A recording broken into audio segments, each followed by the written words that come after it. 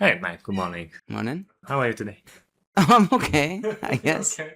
Yeah, I found my way here with no problem. Great. Yeah, I'm actually really excited today because I found a very interesting article. I shared this article with my wife, and she was also really interested in, so that I want to share this article to you as well. Yeah, please. Yeah, so the article title is Mind Blowing. Iron-rich immune cells help homing pigeons navigate. So do you know of the pigeons that can go to the destination without any navigators, like without any sunlight or without any light or something, but that they can go to their destination? Do you know that kind of story?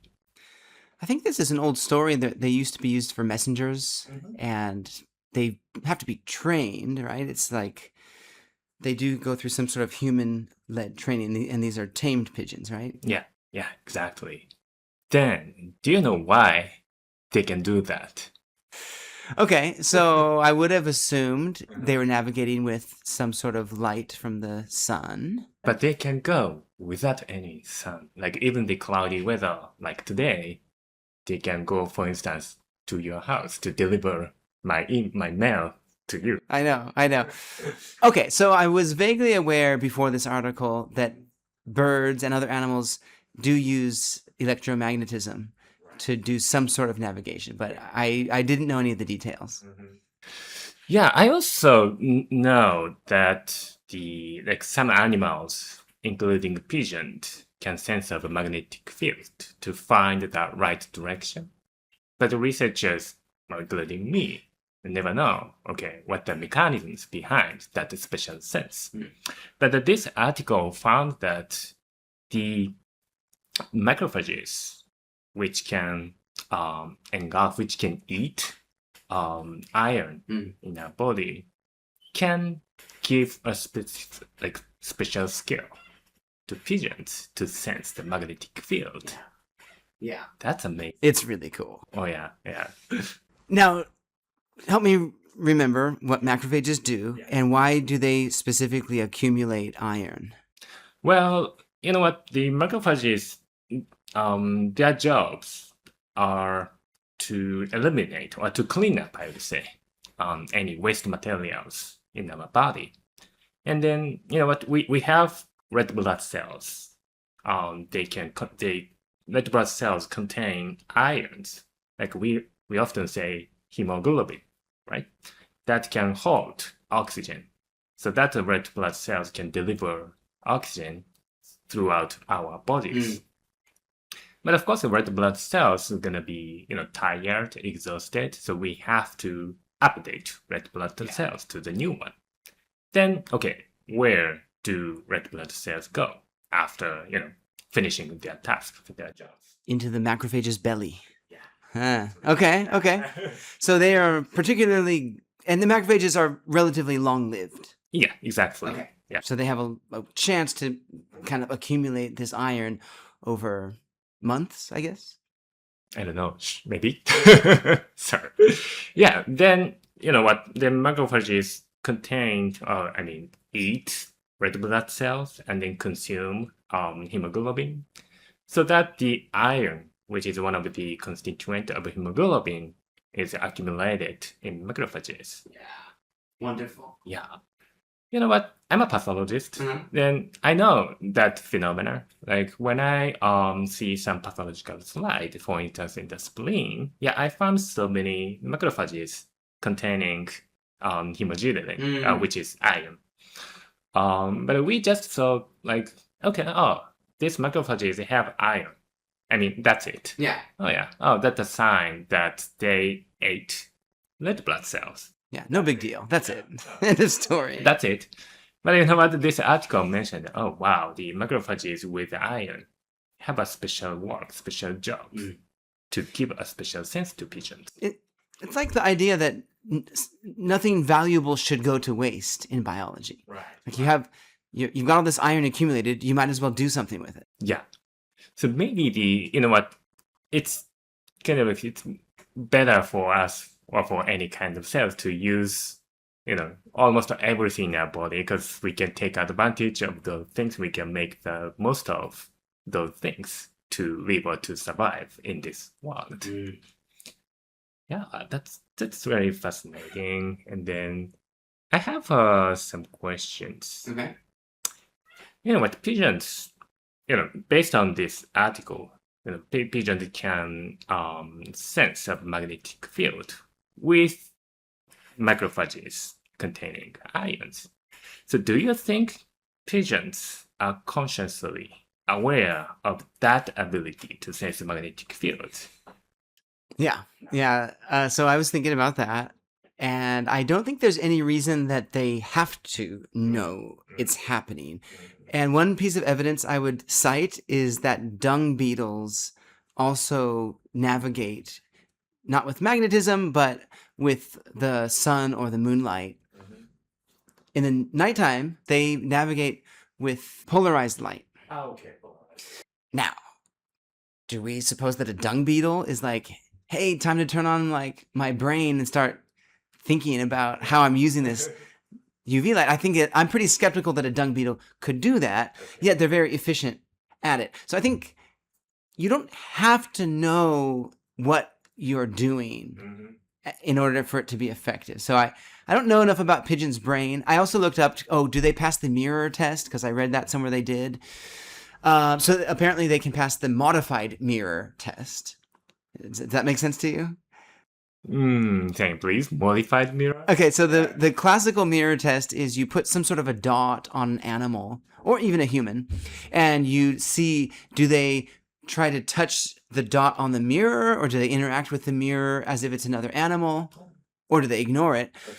You do this with babies, for example, and like the classical baby benchmark is 18 months. Okay. Plus or minus a couple months, right? You put a sticker on a baby's forehead or whatever, and if the baby sees it themselves in the mirror at 12 months, they're most likely going to touch the mirror and be like, oh, that's different. What's happening? Oh. But if it's an 18-month-old baby, they're going to be like, oh, that's funny. I have something on my forehead. Okay. And so that's like the mirror test. So pigeons can be trained to pass the mirror test. Okay. But, to me, that is not, again, evidence that they're conscious of this kind of thing. So I'm skeptical that a pigeon knows that they're doing this. Okay. Yeah, because why I asked you is that, we know kind of like 5 different senses. We know we have 5 senses. Like, yeah, you were now sipping a coffee and then, you tasted it. Or if you, for instance, want to smell the coffee, how smell is this? Yeah, you can sniff. Because this is because you have that skill. Then about the finding directions, I prepared another question related to that skill. Do you think you have a good sense of direction? Like when you go somewhere now and then you can't find, I want to go to the station. I should be there. Blah, blah, blah. I wouldn't call myself fair. I wouldn't call myself necessarily good. Okay. But yeah, isn't that another sense? I feel like there's more than 5 senses. Oh, yeah. I do think we have a sense of direction that's independent of these 5, because I don't find my way by smell. Actually, when I cycle, I have a different sense of direction than I do when I drive. Because I feel the topology of the roads. I know if I'm going uphill or not on a bike. I don't notice it as much, even if it's a slight hill. I know, because I know how I'm pedaling. So I define my directions by bike differently. I really notice that. And I look at landmarks differently. So the landmarks by bike have more to do with the road conditions rather than the buildings. I see. Oh, that's super interesting. Yeah, I agree with that. Yeah. When I drive, I often see, I don't see, the ground or the, the bottom part. I often see the front or the upper side. Yeah. But it's not even vision. It's how I feel. So I guess you could include that with a sense of touch, but something tells me there's some other sense at play here when we are mentally mapping where we are. Yeah, interesting. Yeah, because, what?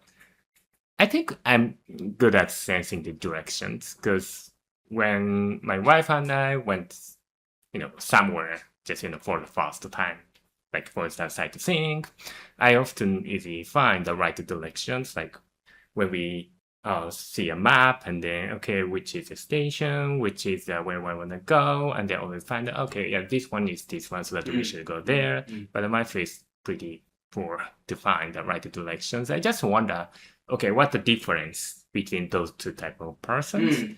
Just, some people who have a good sense of directions might use, like as you mentioned, all the feelings, like information from our eyes, or just feel from like our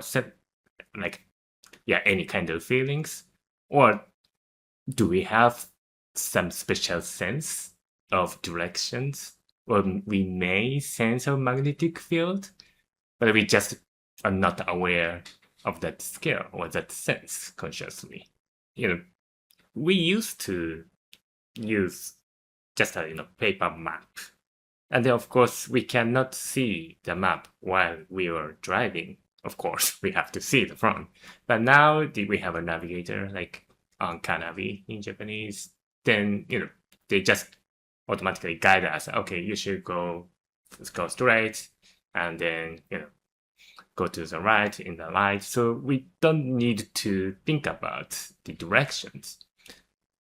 Do you think that convenience change our skill to feel or to sense the direction? Yeah, absolutely.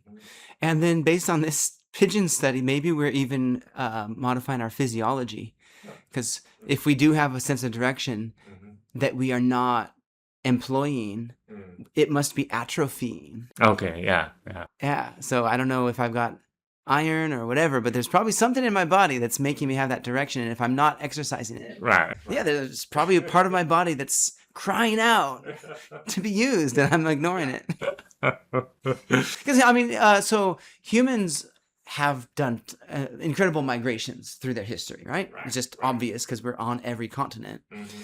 Yeah, we seem to be traveling animals, so it would follow that we have some sort of sense of direction. Crazy stories of the Polynesian or Austronesian types of navigating across oceans when they don't know, they can't see the next island, but they know how to read waves or birds or cloud patterns to predict where an island is likely to be. Or once they've gotten there once, then they kind of understand how to travel. It's right, because and we have so very great advanced technologies. Yeah, of course we can take advantage of those conveniences, but instead, we're gonna lose our own, I'm gonna say, the original or like innate skills or abilities. some more about this pigeon. Okay. So one thing I was reading that struck me was that the macrophages are communicating with the neurons. Right. These are macrophages in the liver. There's also neurons in the liver that transmitting the information up to the brain so that the brain can execute some sort of greater function across the whole body. Exactly. Do you know how that works? How does a macrophage talk to a neuron? I can't really picture that. What do you think? Any idea on that? I'm not good at cell biology. No, I guess you're sending some sort of signal to some receptor, but I don't know how to. I don't have a good mental image for that. Okay. Well, the exact reason or mechanisms are, still unknown, but they may secrete some chemicals. I don't know what they are. Maybe cytokines, chemokines, or any kind of molecules can be released from macrophages. Then those molecules go into maybe the synapses of the nerves, and then the nerves can be excited and then transmit the signal from the liver. Liver where the macrophages that can give the magnetic field sense to the pigeons, to the brain. What's amazing is, though, it's not just... If you told me, okay, you're going to release some signals that says you're hungry, that seems believable. It's a general feeling. But this is a signal that says, hey, north is that way. Hey, you're flying this direction. How does a chemical from the liver, a liver cell, That's super interesting because to get the direction that precisely? maybe magnetic field can affect the distribution of the macrophage in the liver. I don't know which part going to be strong or which part is weak, but maybe the distribution, I would say. Yeah, maybe the magnetic field, the stronger magnetic field can hook more macrophages to the direction in the liver. Right. So that it feels like, oh, we have a lot of macrophages in this way, in this direction. So that north or the magnetic field came from that way. Maybe there's an algorithm that says something like, you've got like this 360 circle, and true north is 0 degrees, and that's got like the most number of signals. Right. And if to indicate south, maybe it's like the least. Yeah, something like that.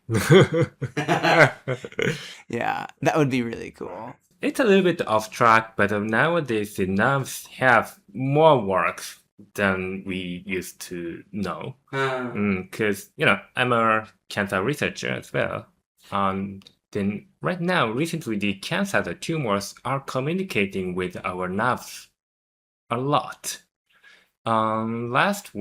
This week, I found an article in which the authors found that the tumor cells affect our nerves so that we don't feel any appetite, so that we don't want to eat more, so that the people with severe tumor or cancers, they just do not want to eat more, so that their nutrition is going to be less and less, so then they're going to be weak and weak. And it's harder to fight the tumor, so it's very parasitic behavior. Right. Yeah, like a classic parasite affecting the behavior of the host for the parasite's own benefit. And then, so now we have been to a little bit deeper, but go back to the more lighter questions. Do you know of any other animals than pigeons that have a special sense of direction that we do not have? Okay, so I asked my wife that question, like you did, and she gave me the dung beetle example, which I like. Oh yeah, you mentioned. Like I said, the one that I love is the bats.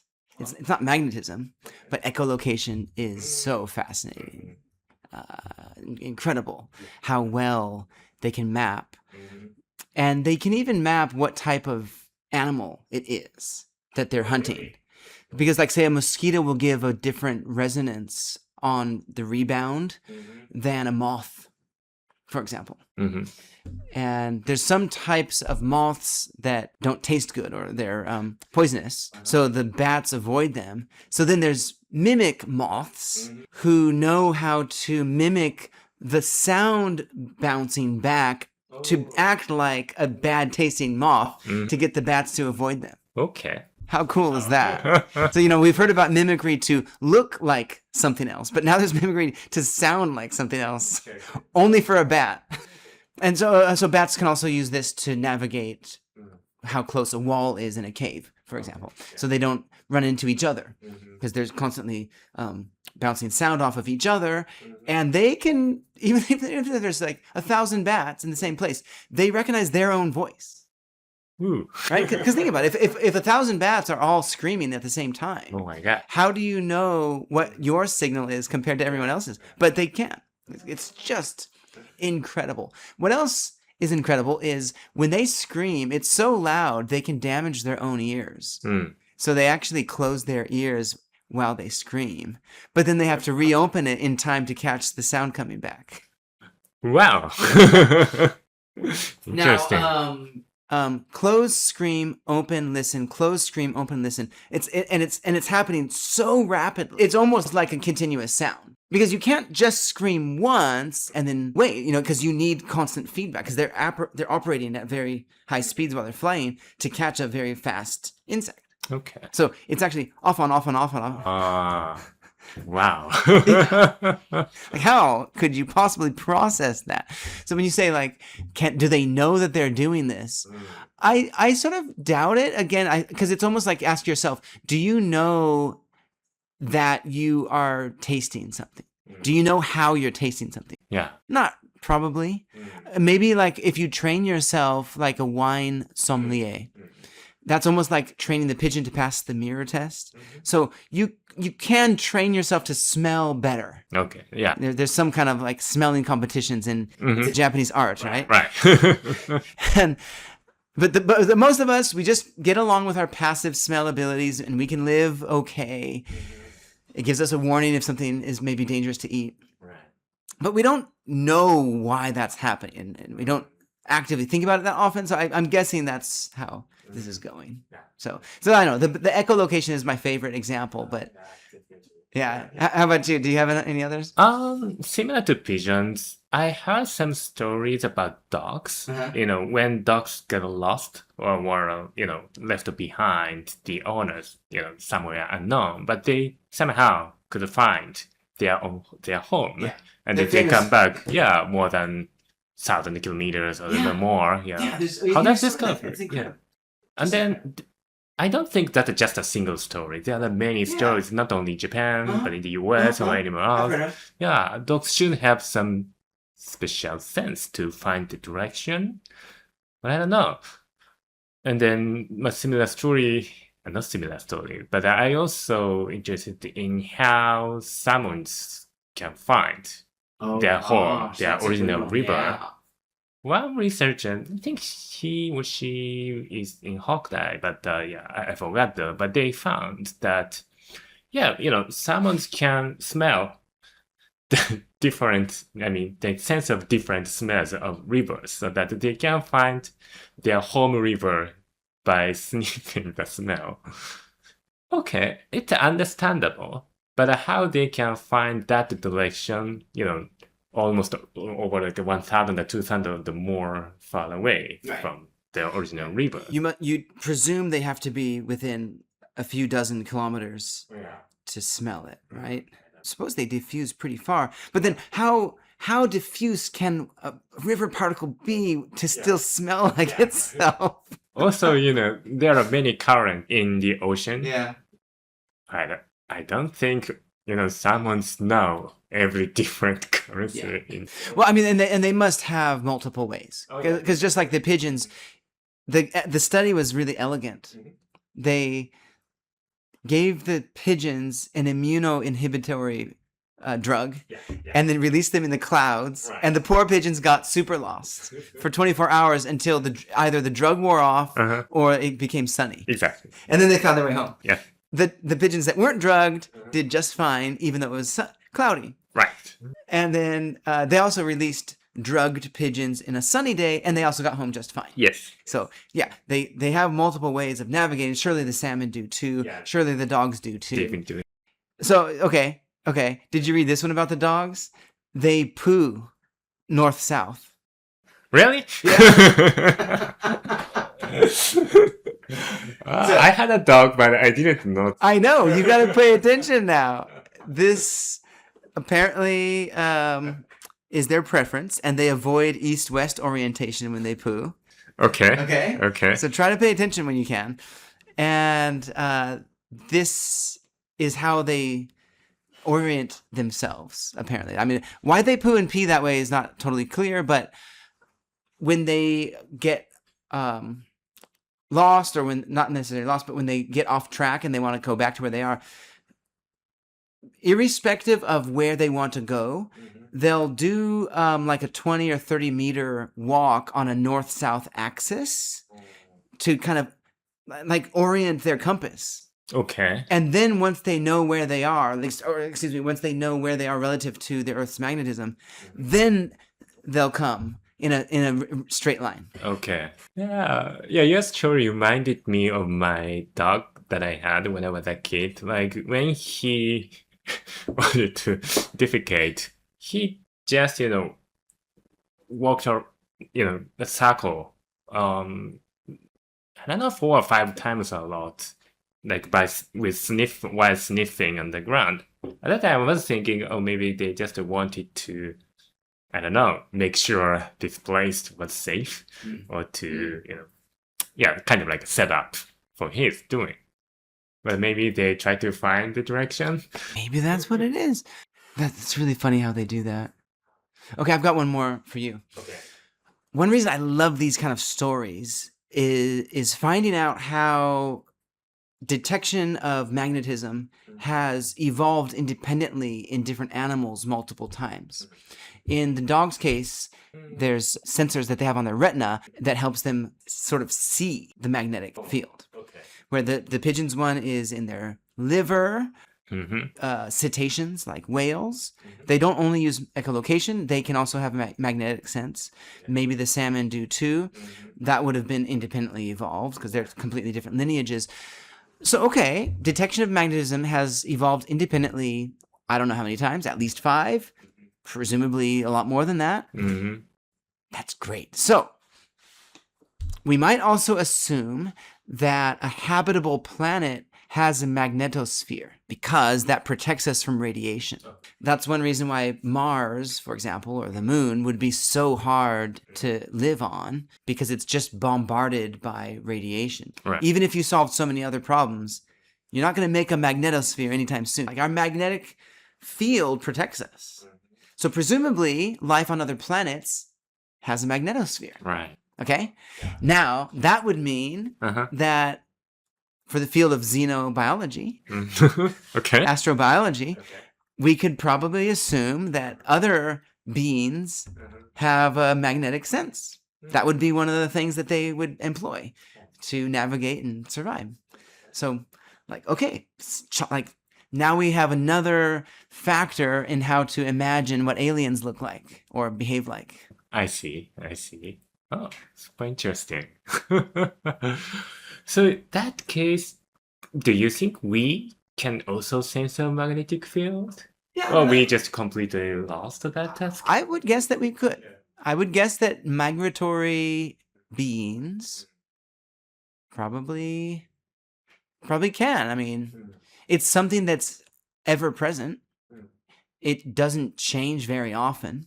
It's like every 10 to 100,000 years it shifts, and it only migrates slowly. So it would seem to be something that evolution could take advantage of because it's so stable. A little bit off track, but like insects can also have a special sense to find the direction, like especially bees. You know what? Yeah, they know. Of course, the one more exciting thing is that they can tell, other individuals to the right direction to find the honeys by dancing. Yeah, it's amazing.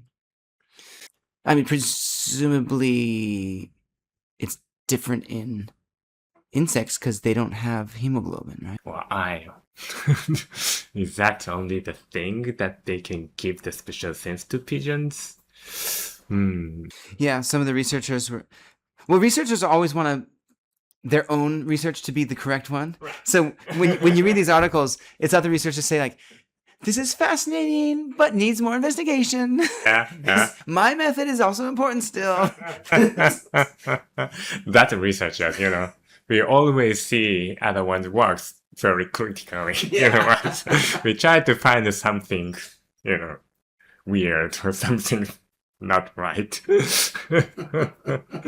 But that's fascinating. Also, that initial story hooked me as well, because two researchers with different expertise. Yeah, that was good. Yeah, somehow met in a conference, and they just, started chatting, and then, they coming to the one, collaboration research. What about checking the macrophages?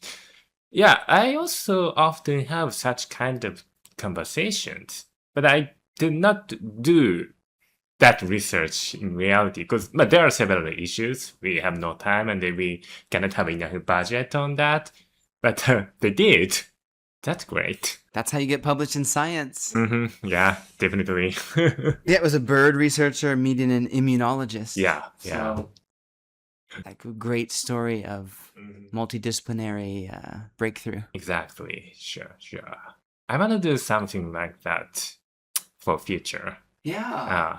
Now I have no idea, but it's a little bit, how can I say this one? But, if I have idea right now, I don't think that idea is great because I can come up with that idea by myself. So the interesting idea, exciting idea should be made by collaboration, Yeah. conversation with Bounce it off of other people. Also, having postdocs helps because the immunologist didn't do the work. He had his postdoc do it. Yeah. And also a willing postdoc because she seemed fascinated by the project. So she jumped in on it.